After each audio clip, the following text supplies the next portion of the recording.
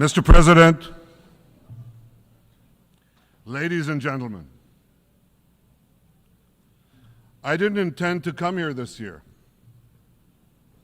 My country is at war, fighting for its life. But after I heard the lies and slanders leveled at my country by many of the speakers at this podium, I decided to come here and set the record straight.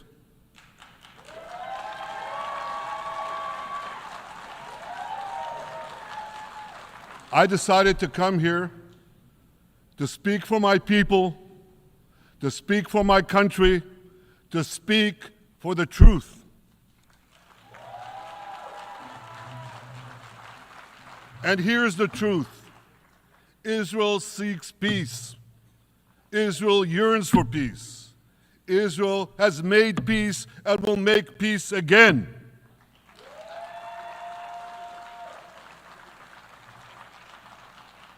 Yet we face savage enemies who seek our annihilation, and we must defend ourselves against these savage murderers. Our enemies seek not only to destroy us, they seek to destroy our common civilization and return all of us to a dark age of tyranny and terror. When I spoke here last year, I said we faced the same timeless choice that Moses put before the people of Israel thousands of years ago.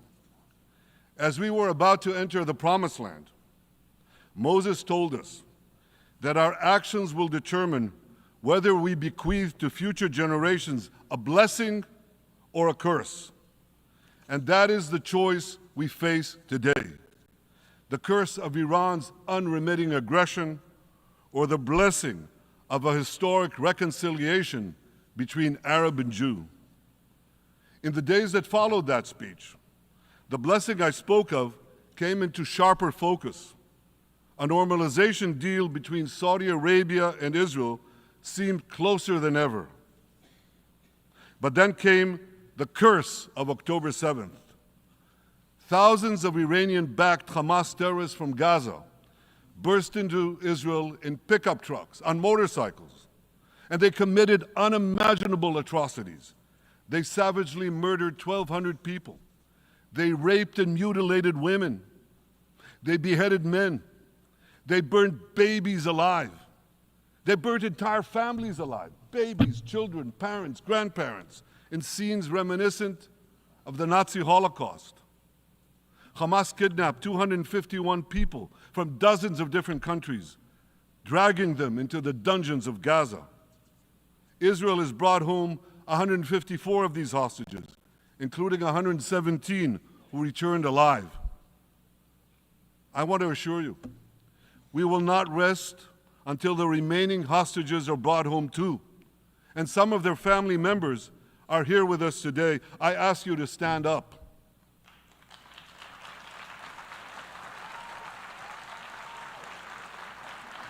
With us is Eli Stevie, whose son Idan was abducted from the Nova Music Festival. That was his crime, a music festival. And these murderous monsters took him. Kobe Smirno, whose son Jonathan was murdered, and his corpse was taken into the dungeons, into the terror tunnels of Gaza. A corpse held hostage. Salim al-Atrash, whose brother Muhammad, a brave Arab-Israeli soldier, was murdered. His body too was taken to Gaza. And so was the body of Ifat Hyman's daughter in Bar, who was brutally murdered at that same music festival. With us is Sharon Sharabi, whose brother Yossi was murdered, and who prays for his older brother Eli, who is still held hostage in Gaza. And with us too is Izhar Lifsich from Kibbutz Nir Oz, a kibbutz that was wiped out by the terrorists. Thankfully, we achieved the release of his mother Yocheved, but his father Oded is still languishing in an underground terrorist hell of Hamas. I again promise you, we will return your loved ones home. We will not spare that effort until this holy mission is accomplished.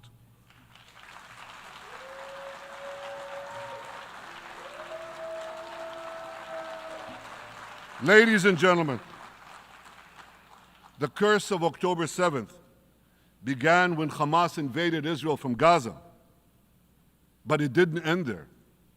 Israel was soon forced to defend itself on 6 more war fronts organized by Iran. On October 8th, Hezbollah attacked us from Lebanon. Since then, they fired over 8,000 rockets at our towns and cities, at our civilians, at our children. 2 weeks later, the Iran-backed Houthis in Yemen launched drones and missiles at Israel, the first of 250 such attacks, including one yesterday aimed at Tel Aviv. Iran's Shiite militias in Syria and Iraq have targeted Israel dozens of times over the past year as well. Fueled by Iran, Palestinian terrorists in Judea and Samaria perpetrated scores of attacks there and throughout Israel. And last April, for the first time ever, Iran directly attacked Israel from its own territory, firing 300 drones, cruise missiles, and ballistic missiles at us. I have a message for the tyrants of Tehran. If you strike us, we will strike you. There is no place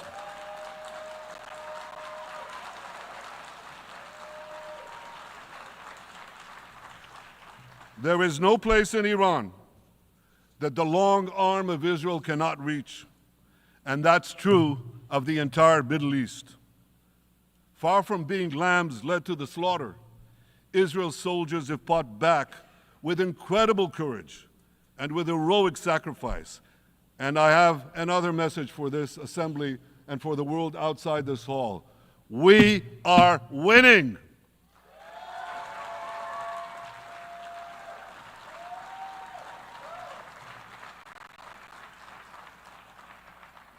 Ladies and gentlemen, as Israel defends itself against Iran in the seven-front war, the line separating the blessing and the curse could not be more clear.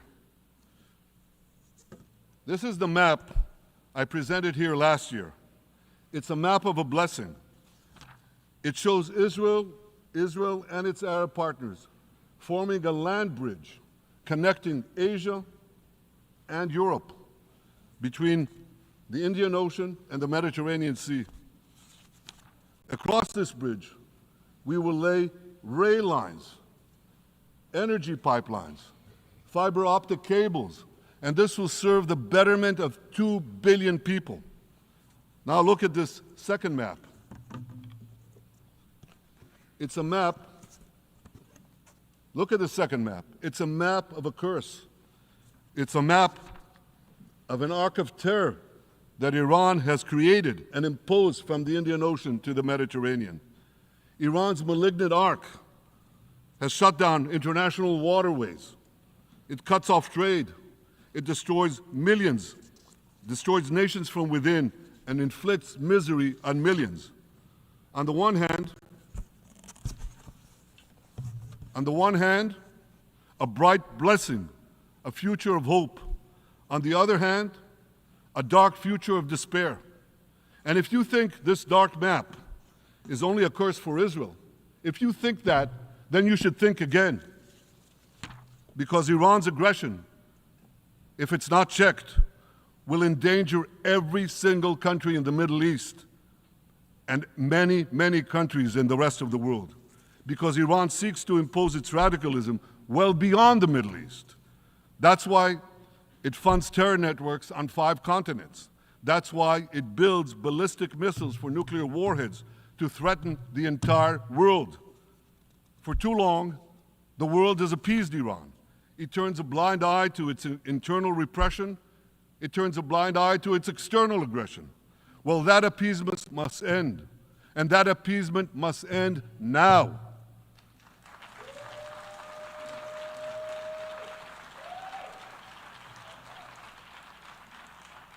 Nations of the world should support the brave people of Iran who want to rid themselves of this evil regime. Responsible governments should not only support Israel in rolling back Iran's aggression, they should join Israel. They should join Israel in stopping Iran's nuclear weapons program. In this body, in the Security Council, we're going to have a deliberation in a few months. And I call on the Security Council to snap back UN Security Council sanctions against Iran, because we must all do everything in our power to ensure that Iran never gets nuclear weapons.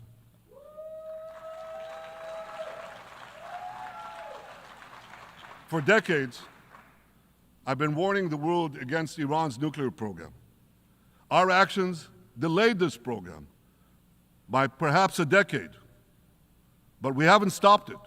We've delayed it, but we haven't stopped it. Iran now seeks to weaponize its nuclear program for the sake of the peace and security of all your countries. For the sake of the peace and security of the entire world, we must not let that happen. And I assure you, Israel will do everything in its power to make sure it doesn't happen.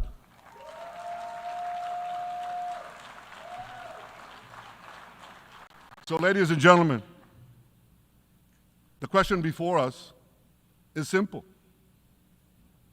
Which of these two maps that I showed you will shape our future? Will it be the blessings of peace and prosperity for Israel, our Arab partners, and the rest of the world?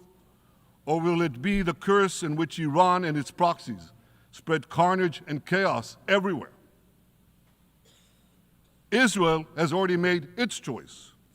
We've decided to advance the blessing. We're building a partnership for peace with our Arab neighbors while fighting the forces of terror that threaten that peace. For nearly a year, the brave men and women of the IDF have been systematically crushing Hamas's terror army that once ruled Gaza. On October 7th, the day of that invasion into Israel, that terror army numbered nearly 40,000 terrorists. It was armed with more than 15,000 rockets. It had 350 miles of terror tunnels, an underground network bigger than the New York subway system, which they used to wreak havoc above and below ground. A year later, the IDF has killed or captured more than half of these terrorists, destroyed over 90% of their rocket arsenal, and eliminated the key segments of their terror tunnel network. In major military operations,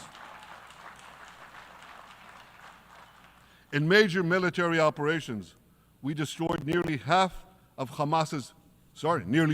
of Hamas's terror battalions, 23 out of 24 battalions. Now, to complete our victory, we are focused on mopping up Hamas's remaining fighting capabilities. We are taking out senior terrorist commanders and destroying remaining terrorist infrastructure.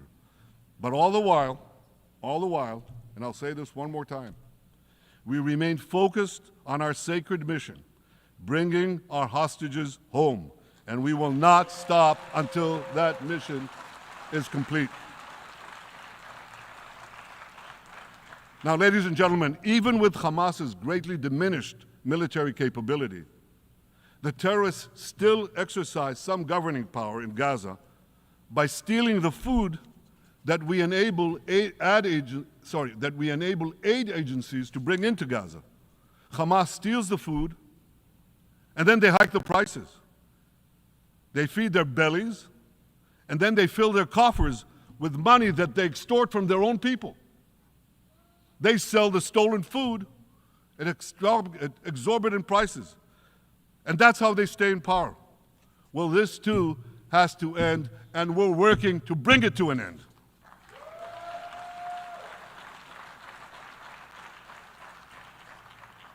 And the reason is simple. Because if Hamas stays in power, it will regroup, rearm, and attack Israel again and again and again, as it is vowed to do. So Hamas has got to go.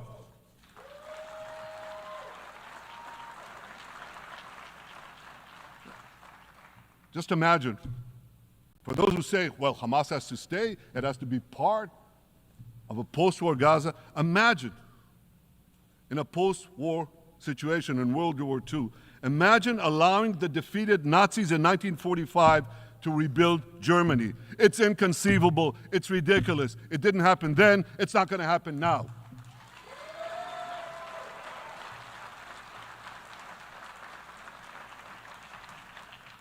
This is why Israel will reject any rule for Hamas in a post-war Gaza. We don't seek to resettle Gaza. What we seek is a demilitarized and de-radicalized Gaza. Only then can we ensure that this round of fighting will be the last round of fighting. We are ready to work with regional and other partners to support a local civilian administration in Gaza committed to peaceful coexistence. As for the hostages, I have a message for the Hamas captors. Let them go. Let them go. All of them.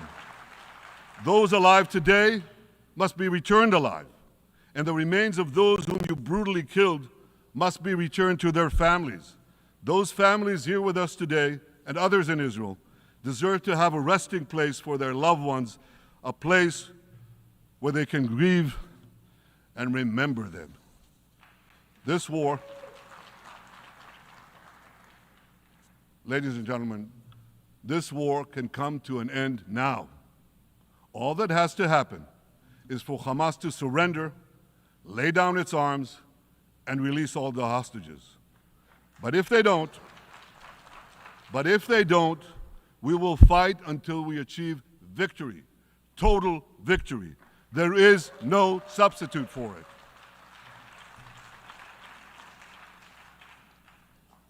Israel must also defeat Hezbollah in Lebanon. Hezbollah is the quintessential terror organization in the world today. It has tentacles that span in all continents. It has murdered more Americans and more Frenchmen than any group except bin Laden. It's murdered the citizens of many countries represented in this room. And it has attacked Israel viciously over the last 20 years, in the last year, completely unprovoked. A day after the Hamas massacre, on October 7th, Hezbollah began attacks against Israel, which forced more than 60,000 Israelis on our northern border to leave their homes, becoming refugees in their own land. Hezbollah turned vibrant towns in the north of Israel into ghost towns. So I want you to think about this in equivalent American terms. Just imagine if terrorists turned El Paso and San Diego into ghost towns. Then ask yourself, how long would the American government tolerate that? A day? A week? A month? I doubt they tolerate it even for a single day. Yet Israel has been tolerating this intolerable situation for nearly a year. Well, I've come here today to say, enough is enough.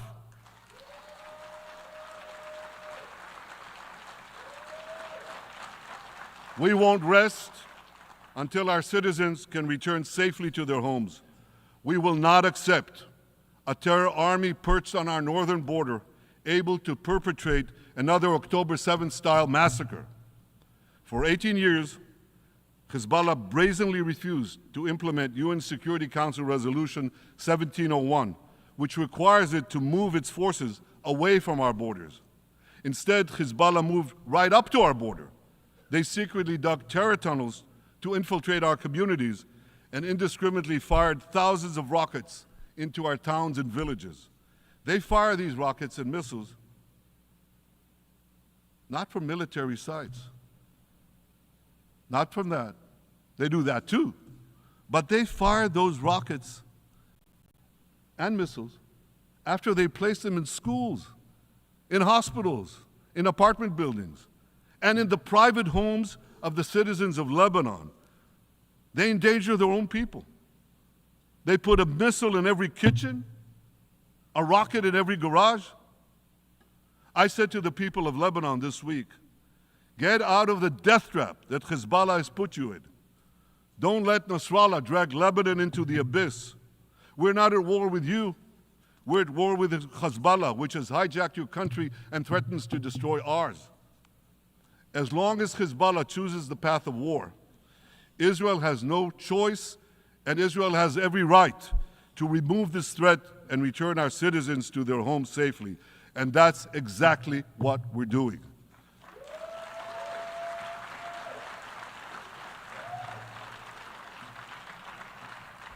Just this week, the IDF destroyed large percentages of Hezbollah's rockets, which had built with Iran's funding for 3 decades.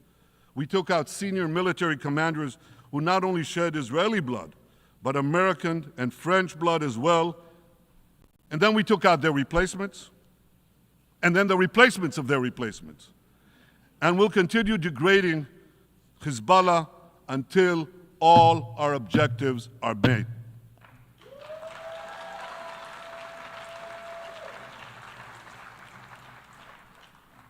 Ladies and gentlemen, we're committed to removing the curse of terrorism that threatens all civilized societies. But to truly realize the blessing of a new Middle East, we must continue the path we paved with the Abraham Accords 4 years ago. Above all, this means achieving a historic peace agreement between Israel and Saudi Arabia.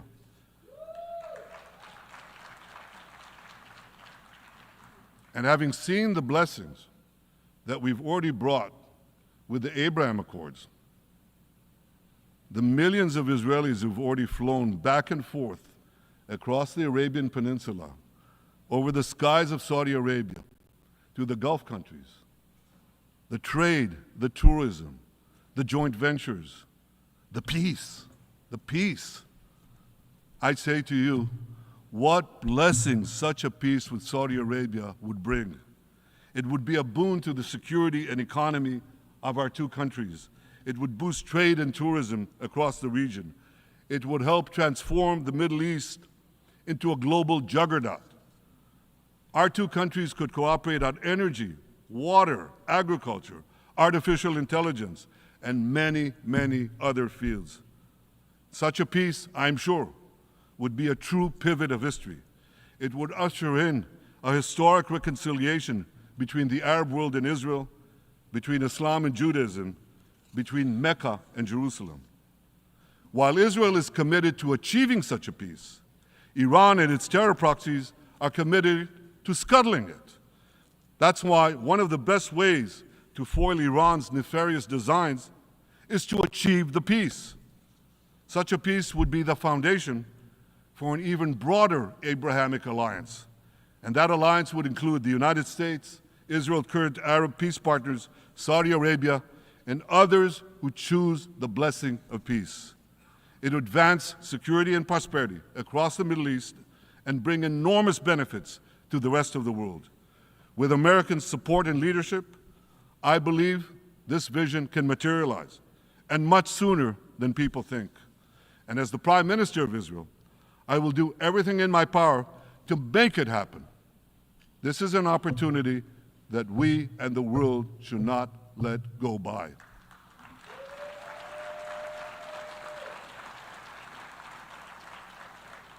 Ladies and gentlemen, Israel has made its choice. We seek to move forward to a bright age of prosperity and peace. Iran and its proxies have also made their choice.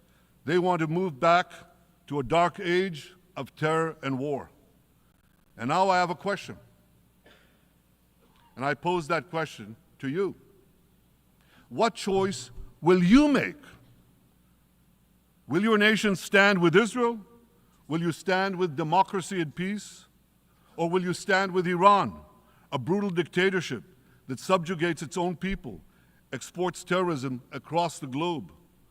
In this battle between good and evil, there must be no equivocation. When you stand with Israel, you stand for your own values and your own interests. Yes, we're defending ourselves, but we're also defending you against a common enemy that through violence and terror seeks to destroy our way of life. So there should be no confusion about this. But unfortunately, there is a lot of it in many countries and in this very hall, as I've just heard. Good is portrayed as evil, and evil is portrayed as good. We see this moral confusion when Israel is falsely accused of genocide, when we defend ourselves against enemies who try to commit genocide against us. We see this too when Israel is absurdly accused by the ICC prosecutor of deliberately starving Palestinians in Gaza. What an absurdity. We helped bring in 700,000 tons of food into Gaza. That's more than 3,000 calories a day for every man, woman, and child in Gaza. We see this moral confusion when Israel is falsely accused of deliberately targeting civilians. We don't want to see a single person, a single innocent person die. That's always a tragedy. And that's why we do so much to minimize civilian casualties, even as our enemies use civilians as human shields. And no army has done what Israel is doing to minimize civilian casualties. We drop flyers, we send text messages, we make phone calls by the millions to ensure that Palestinian civilians get out of harm's way. We spare no effort in this noble pursuit. We see yet another profound moral confusion when self-described progressives march against the democracy of Israel. Don't they realize they support the Iranian-backed goons in Tehran and in Gaza? The goons who gun down protesters, murder women for not covering their hair, and hang gays in public squares, some progressives. According to the U.S. Director of National Intelligence, Iran funds and fuels many of the protesters against Israel. Who knows, maybe some of the protesters, or even many of the protesters outside this building now. Ladies and gentlemen, King Solomon, who reigned in our eternal capital, Jerusalem, 3,000 years ago, proclaimed something that is familiar to all of you. He said, "There is nothing new under the sun." Well, in an age of space travel, quantum physics, and artificial intelligence, some would argue that's a debatable statement. But one thing is undeniable. There is definitely nothing new at the United Nations.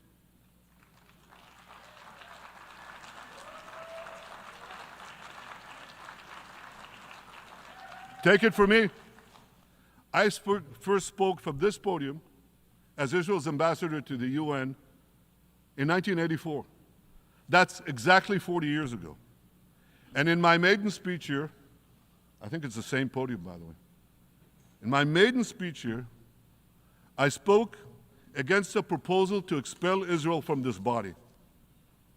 4 decades later, I find myself defending Israel against that same preposterous proposal. And who's leading the charge this time?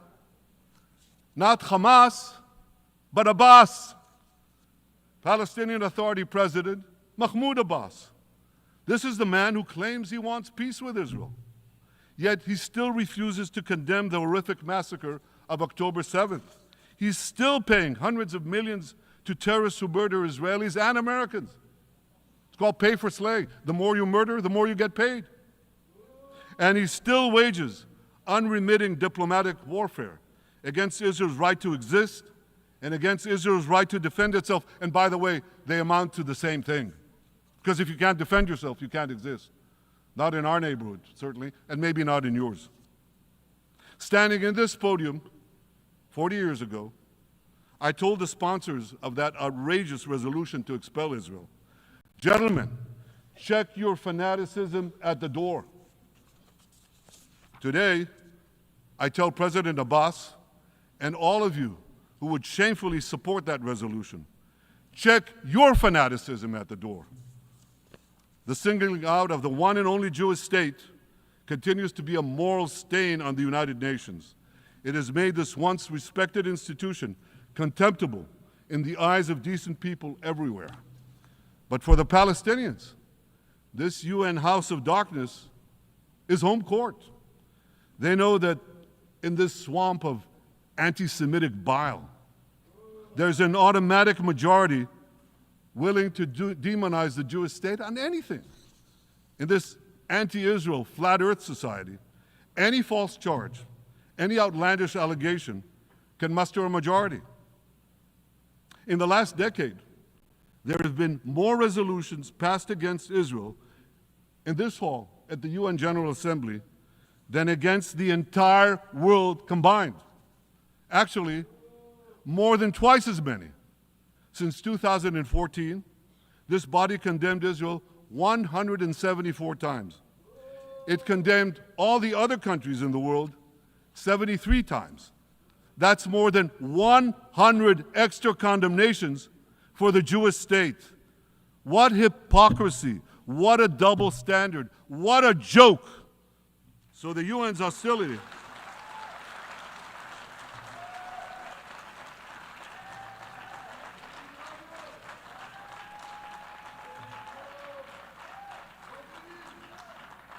So all the speeches you heard today, all the hostility directed at Israel this year, it's not about Gaza.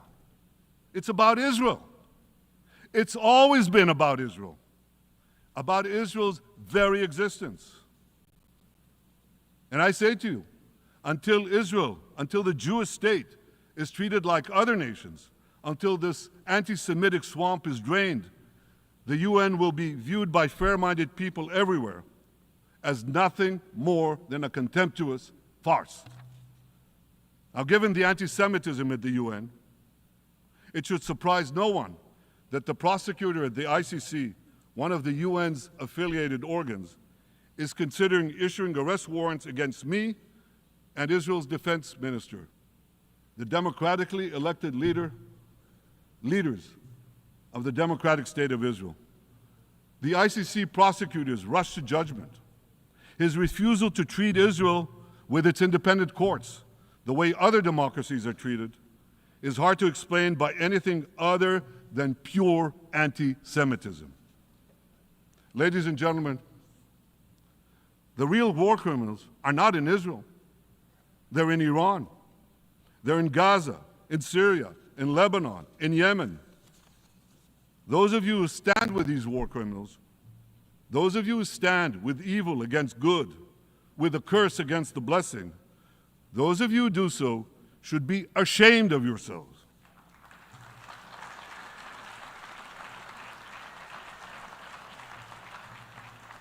But I have a message for you. Israel will win this battle. We'll win this battle because we don't have a choice. After generations in which our people were slaughtered, remorselessly butchered, and no one raised a finger in our defense, we now have a state. We now have a brave army, an army of incomparable courage, and we are defending ourselves. As the book of Samuel says in the Bible, Netzach Yisrael lo yishaker. The eternity of Israel will not falter.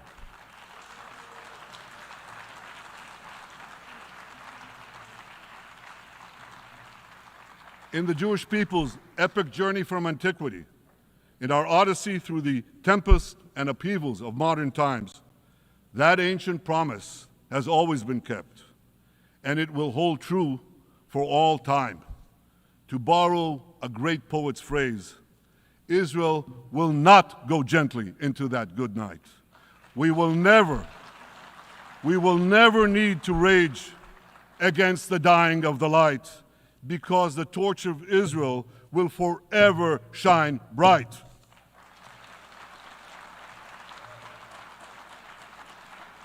To the people of Israel and to the soldiers of Israel, I say, be strong and of good courage.